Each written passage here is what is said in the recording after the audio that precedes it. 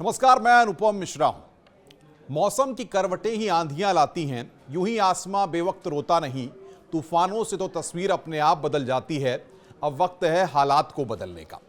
पहलगाम में जो कुछ हुआ वो सारी तस्वीरें पूरा देश देख रहा है।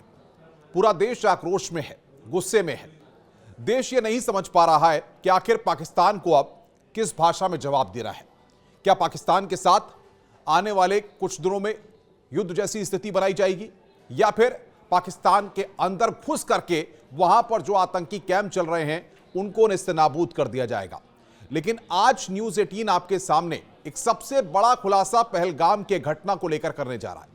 बहुत सारी थ्योरी चल रही हैं, बहुत सारी बातें चल रही हैं, तमाम लोग रिपोर्ट्स दे रहे हैं, अपना विश्लेषण कर रहे हैं। सबसे बड़ी बात यह है कि जिस तरीके से पहलगाम में जो सैलानी वहां पर गए हुए थे, जो टूरिस्ट वहां पर गए हुए थे, और जो लोग कश्मीर की सुंदरता, खूबसूरती और वहां के वातावरण में ढलने के लिए, पर्यटन के आनंद के लिए वहां पर गए हुए थे, उन लोगों के सामने जब ताबड़तोड़ गोलियां चल रही थी, जो सैलानी मारे जा रहे थे, वो मंजर लोग भूले नहीं हैं। लेकिन उस वक्त जब ये पहचान आतंकियों ने की कि सामने वाला हिंदू है या मुसलमान है, क्या वो कलमा पढ़ पाएगा या नहीं पढ़ पाएगा, और उसके बाद चंद सेकंड में किसी की भी जिंदगी को बड़ी आसानी के साथ ले लिया गया।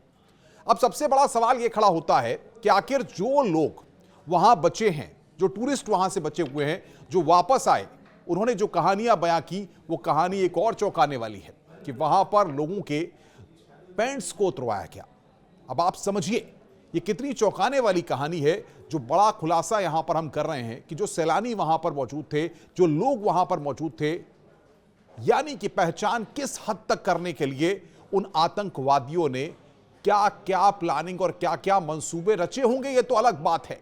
लेकिन पहचान जानने के लिए क्या क्या प्लान तैयार था, यानी कि वो एक बड़ा व्यापक मॉड्यूल लेकर के आए थे। क्योंकि ये बातें भी लगातार इंटेलिजेंस एजेंसीज की इंक्वायरी में आ रही हैं कि बहुत लंबे वक्त तक रेकी की गई, बहुत लंबे वक्त तक वहां पर ये लोग डटे हुए थे, आधुनिक हथियार इनके पास थे।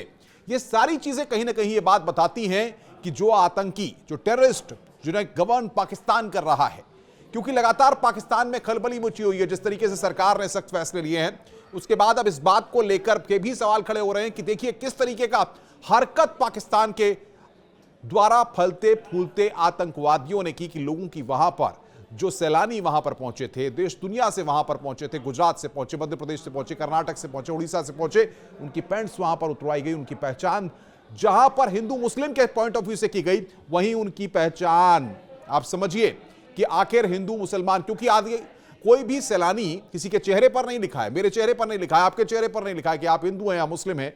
सवाल कलमा भी पढ़ पाएगा कि नहीं पढ़ पाएगा।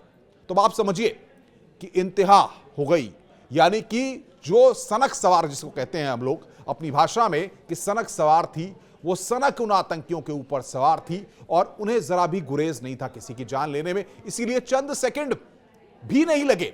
जो लोग बता रहे हैं, जिनके अपने चले गए, उनके दर्द, उनके आंसू हम सब देख रहे हैं, और पूरा देश आक्रोश में है इस बात को लेकर के कि आखिर अब इसका जवाब कब तक दिया जाएगा।